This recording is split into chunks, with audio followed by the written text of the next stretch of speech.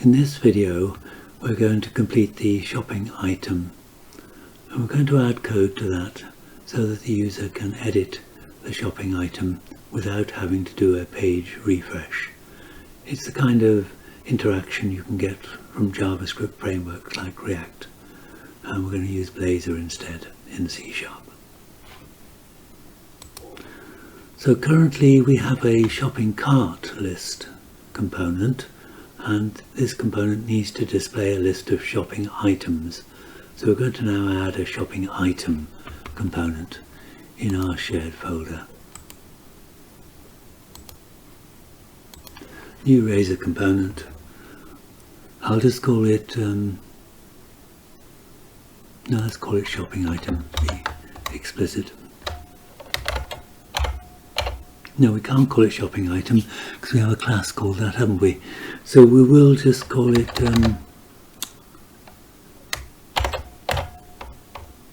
item view. Call it an item view. Dot Razor.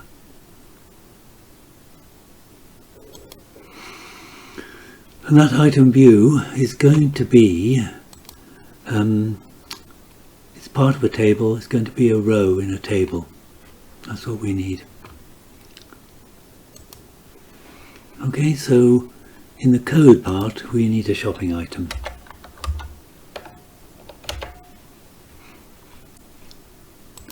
Okay, so I've added a shopping item. I'm just going to call it item, and it's public, and it needs to be a parameter.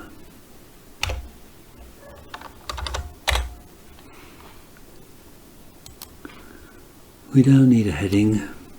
What we want is a table row. So it's going to be a table row. And in that table row we're going to have at least three columns.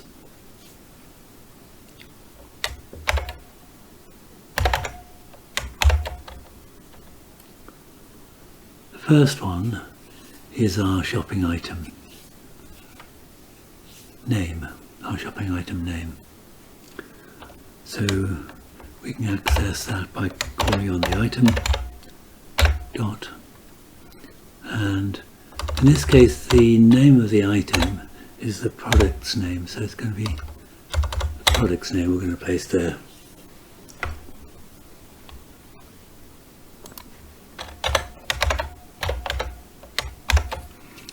We then want the quantity.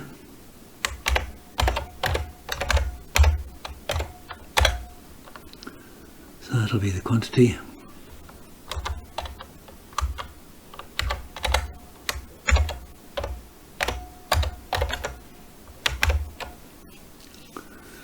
And then we want the price.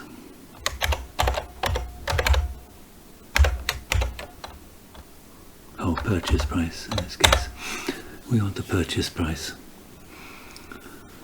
Okay, I'll stop there for now. That gives us the name, the quantity and the product as three columns in our table. I think if we look at the cart list, we have a name, quantity, price and an action. So we do need a fourth column, and I won't put anything in there for now.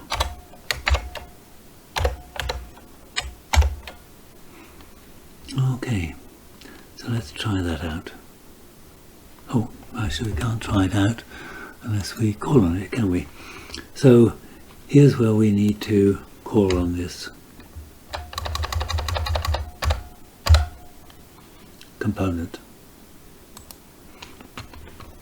Okay, so I've added an item view component, and the item, the parameter called item with a capital I, is going to be the local item here. Let's try that out. Buy, and go to our shopping cart, and there we go. We have our two books that we've ordered, quantity 1 and price. Okay, not laid out particularly well because these really be better in the center, and this price needs to be formatted so it looks like a price in pounds.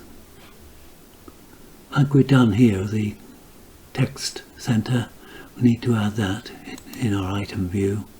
So let's get the, oh actually we don't need that for the product name, do we? We need that for the quantity and price. So there's the quantity centered and the price centered, but we also need the price formatted. So I'm going to convert it to a string and then give it a format of currency. So that should improve the look of things. So that's improved. The quantity is now centered, the price is centered, and also we can see the pound symbol and the pence. The actions we're interested in are to be able to increase the quantity if we want more than one of these, or decrease the quantity, or perhaps remove the item from the list. So there's three possible actions we now need to consider. So I've added three buttons, one to increase the quantity, one to decrease the quantity, and one to delete or remove. Actually remove might be a better word, mightn't it? The item from the shopping basket. Now I know you could argue that if we decrease the quantity to 0, that's equivalent to removing, but the user might get irritated by that. They might by mistake click on the decrease and want to change their mind. So we won't allow the decrease to 0. If they want to actually remove the item, they'll have a separate button for that.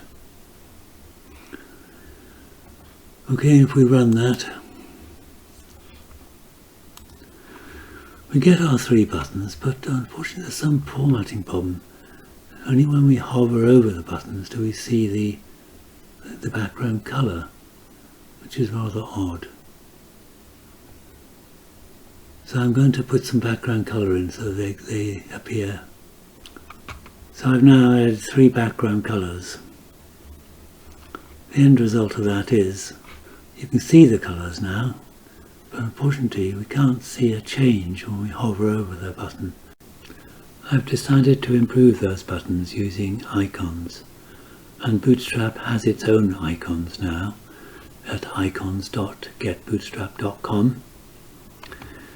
And if you go to the install, you'll see there are three ways of installing it. One is using npm, which I haven't got mounted. The other is to download them, but I'm going to use the CDN version from the cloud. So I've copied that link there. So in Visual Studio I've then gone to the layout.cshtml, which has the head section of our page, and I've pasted the link in here. Here's the link to the Bootstrap icons. Okay, and then we want the icons themselves. So you can search for suitable icons by putting in a word like up or down, increase, decrease.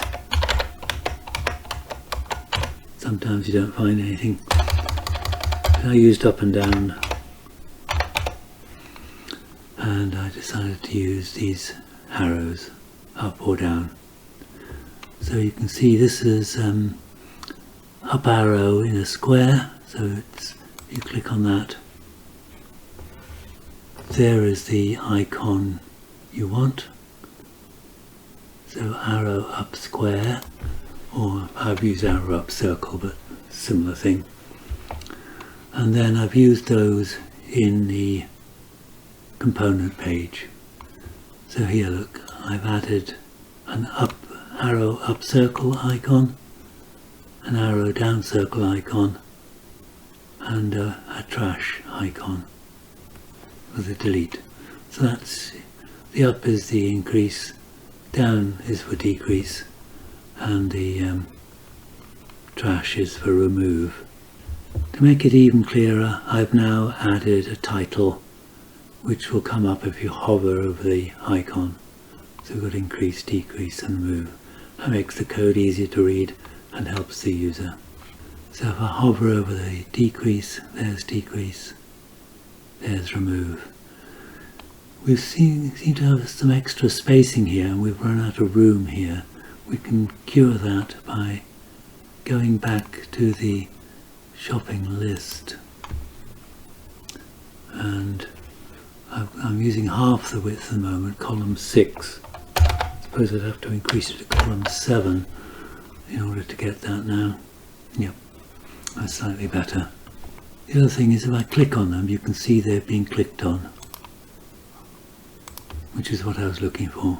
That's come back now. So I think we're all ready to move on from these buttons. Okay, we're now going to add the functionality. First of all, by adding the event handler. Okay, so I've added the on-click event handler, which is going to go to an increase quantity method, which doesn't yet exist. So I've now added the asynchronous method called increase quantity, which is going to do just what it said. I've now added the decrease quantity event handler there and the method here. So we're going to decrease the quantity providing there's at least one item left, so it won't go down to 0. But if we want to remove the item, it is going to be set at 0, but the removal will have to be handled elsewhere. So you can see the effect of this now. We can increase quantities and we can decrease quantities, but we can't go down to 0 unless we click on the delete button. Oh, which isn't doing what we thought it would do. Maybe it needs a refresh. Okay, so the one's not working. Remove item is not working. Why is the remove item not working? Let me just try again. It normally refreshes okay, but it doesn't always work.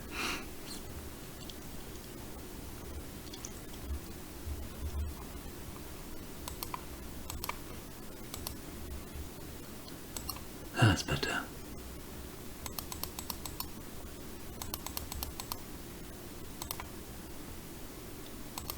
We can change our mind at this point, but we're going to have to do something about removing the item from the list.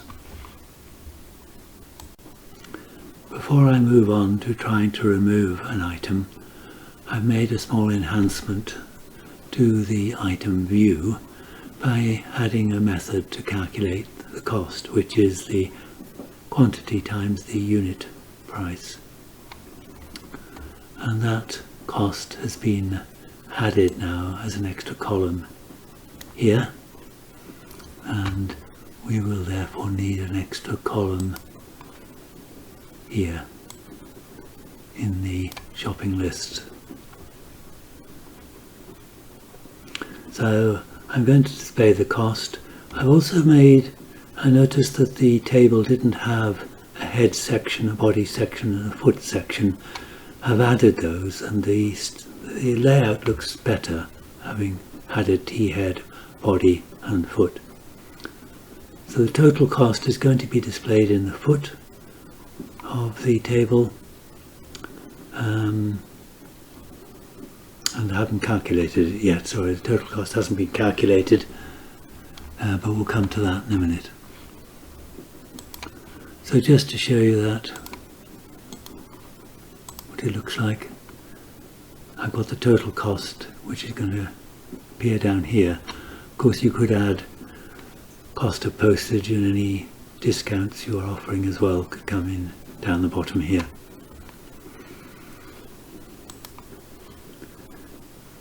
So you can now see the quantity and the total cost increases with the buttons or decreases.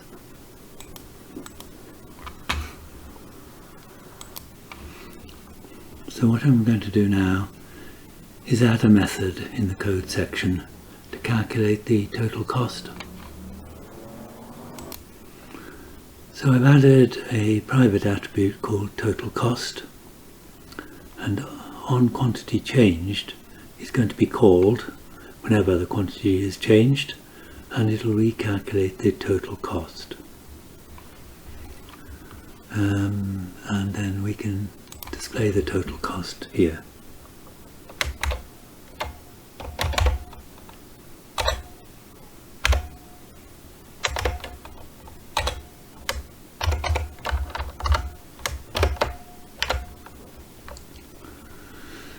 So there's our total cost. I'm not going to run this because it won't work yet, because we haven't called this method when the event happens, when the quantity is changed, because the quantity is changed in the item view, not the shopping list card. Here, whenever we decrease the quantity or increase the quantity, we need to recalculate the total. So I'm going to call that event handler from the item view. So I have added an event callback, which will call the on quantity change method, and that needs to be called when we decrease quantity and when we increase quantity. Okay, so we're going to invoke the on quantity change method in the item view. That's going to be invoked with a callback to the shopping list. Let's just try it.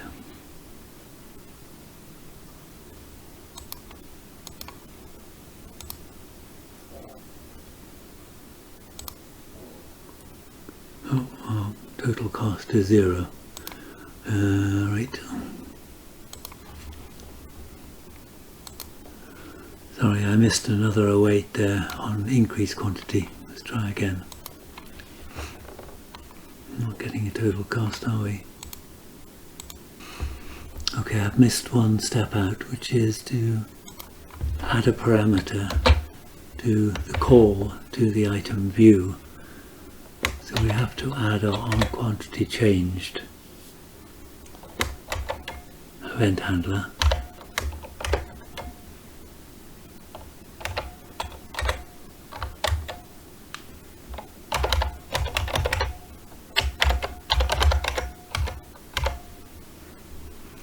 Okay, let's try that. Oh, right. So it didn't calculate it to start with, but it is now calculating the total now when we have a increase or decrease, but not to begin with. Okay, which means we need to trigger that right at the beginning, don't we?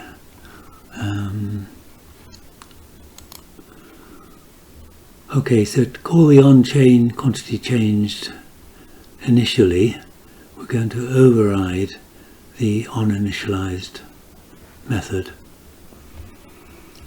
And if we run that,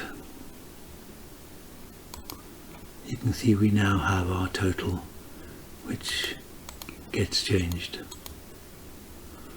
Okay, we've got one thing left, which is the delete button. Okay, what I've done is that any item quantity of 0 is not displayed in the item view.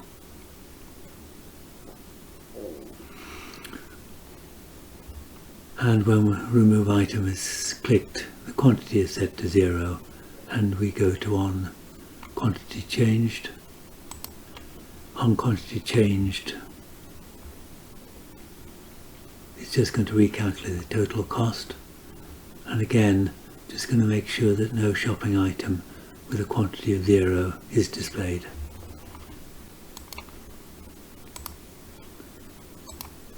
Okay, that works. Bet though if we remove all items from the shopping cart, something we haven't, oh well, it still says we've got 2 items there. Oh dear. Never mind, not quite perfect, but we'll stop there I think. Okay, I've solved the problem now. Instead of using the shopping cart list here in the cart view to count the items, because previously the count was on line 7, based on the cart service selected items. I have moved it into the cart list. So there is the count now, and the count is based on items in the cart list, and that works. So I buy 2 items. Oh, didn't buy 2 items.